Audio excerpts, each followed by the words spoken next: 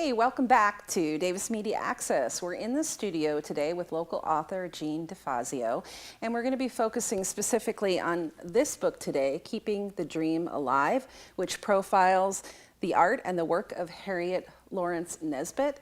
And I want to welcome Jean. Thanks so much for being with us today. Thank you, Autumn. And I'm just going to share, Jean's authored a number of books, so I'm just going to rattle them off real quickly. You are the co-editor of the following publications from Whiff and Stock Publishers: Creative Ways to Build Christian Community, Berkeley Street Theater, and Empowering English Language Learners. You've co-authored a number of other books, including this one. And you basically grew up in Davis, right? Yes, I'm a Davis, California resident since 1962. Right. Well, you contacted me online, and you were very interested in talking about this book in particular because Harriet had some local connections as well, or it was connected to you through the social justice work you did. And so let's start by talking a little bit about who she was and why we're talking about her art today. Great.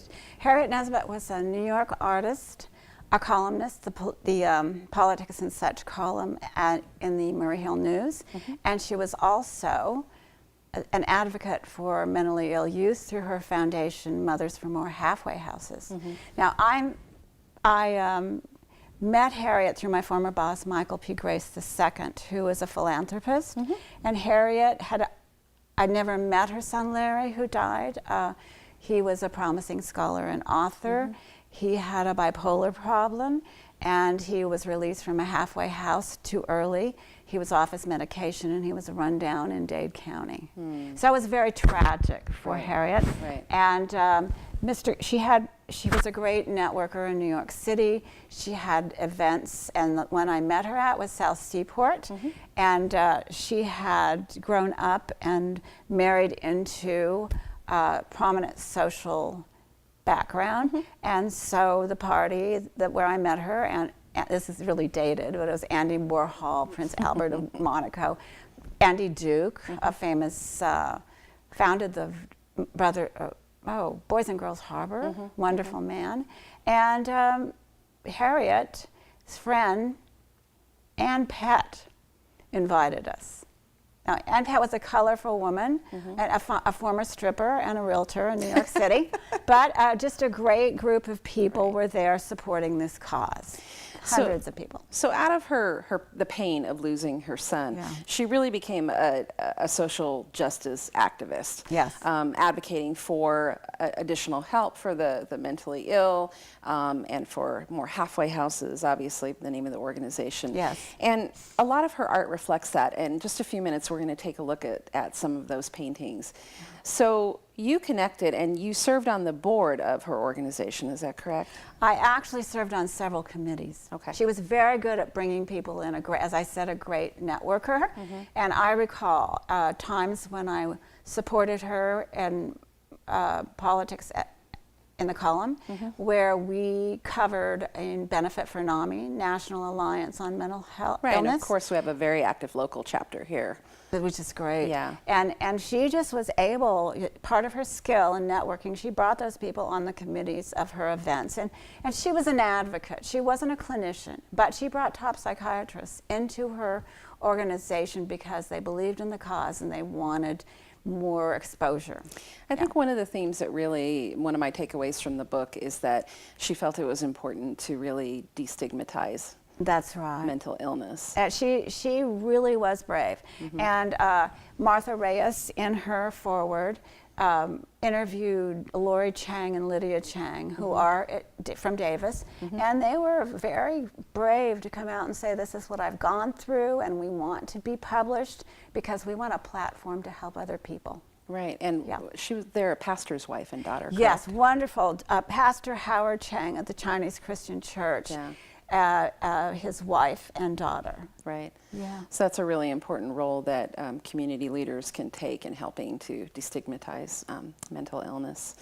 So let's go ahead and take a look at a couple of the paintings. I'm going to ask Diane to start with one, and if you can tell us what we're looking at here. Okay, this is Mayor Koch, and Mayor Koch is in the Wagner LaGuardia archives, and Professor DiCarlo who I mentioned in the book, he's footnoted because we needed to get permission, Right. allowed us to use this digital image because, as you see, there are wings of angels over Koch. And she adored Koch. I remember being in events meeting Koch before he passed. And she really loved Koch's, she loved his sense of self. She said, I was elected by the people, but God allowed me to get in. Which was, you know, she believed that he was protecting and guarding New York City. It's a really good likeness of him. Yeah. Okay, and we're moving on to Atomic Madonna. Atomic Madonna. Tell us about this painting. Okay. This is Harriet, a likeness of Harriet and her son Larry. And of course, the cloud overhead is atomic eruption. So Harriet, you know, she really was concerned and on many things, and this painting depicted her concern for annihilation by atomic weapons, and then also concern over what we're doing with the environment. Right. Yeah. And I'm sure it represents her and her son to some degree as well. That's right. And her loss. Okay. Yes, and this is one of Harriet's, her most prolific and popular works were her horse paintings. And they're in the collection of very prominent people.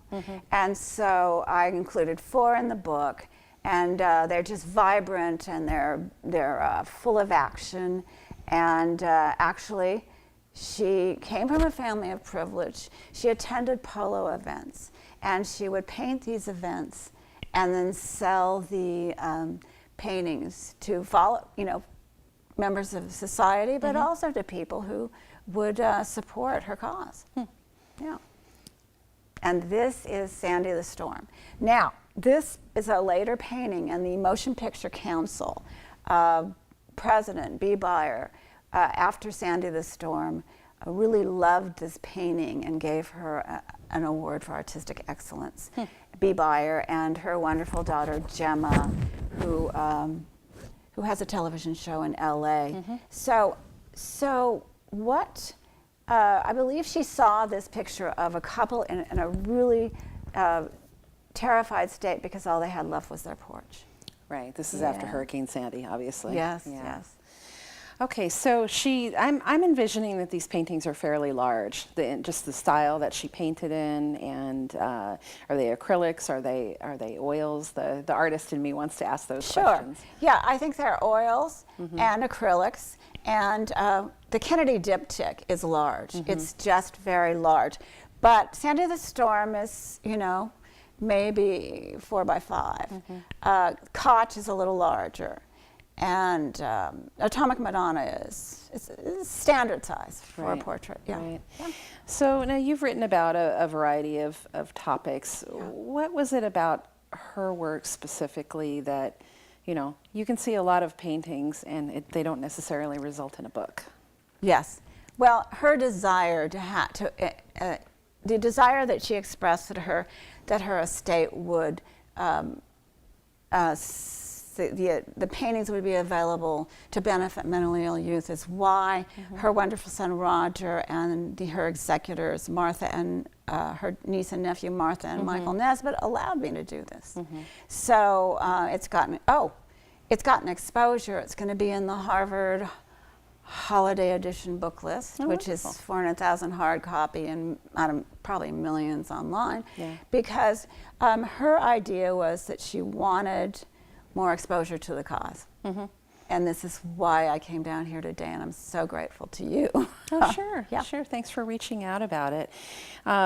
So have you been speaking about the book locally, or is it, I know it's available online, and I know that people can get more information from the publisher's website, which is WIF, but that's spelled WIPF as in Frank, and stock.com, and I think Diane will put that up at the end.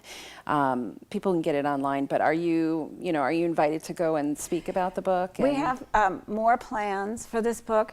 It's also at Walmart, and it's also at walmart.com, and it's on Amazon, of course, in Kindle and hard copy. So one of the plans we have, because one of the forwarding authors, Julia Davis, is a Harvard graduate, we're going to film at Gutman. She has a master's in education from Harvard. We're going to take her 3 books, and this is one of them, do a panel discussion. And then I find when we, as you do, when we film, and then we can send the clips at least around, we have a greater exposure. Right. Yeah. Right. And that seems in keeping her dream alive, in keeping her intent alive to really continue raising awareness of, I don't know if it's bipolar specifically or mental health in general, and how it affects young people. And I think you probably know this today. We just have an epidemic with depression and anxiety and bipolar, and it seems like our youth are really at risk for that. I acknowledged my Uncle Jerry, who was the director of Yolo County Mental Health, and his son Michael, who's the is the dean of the Psychiatric School of Medicine at Riverside, and my wonderful cousin Louise, who has been a psychiatric social worker, and their brother Michael. The whole family's devoted. Who I believe he treats mentally ill people in the penal system. Yeah. I acknowledge people who have been lifelong pioneers and, really helping people, come to terms with what's going on in them and find a happier, healthier life. Yeah. Yeah. Good.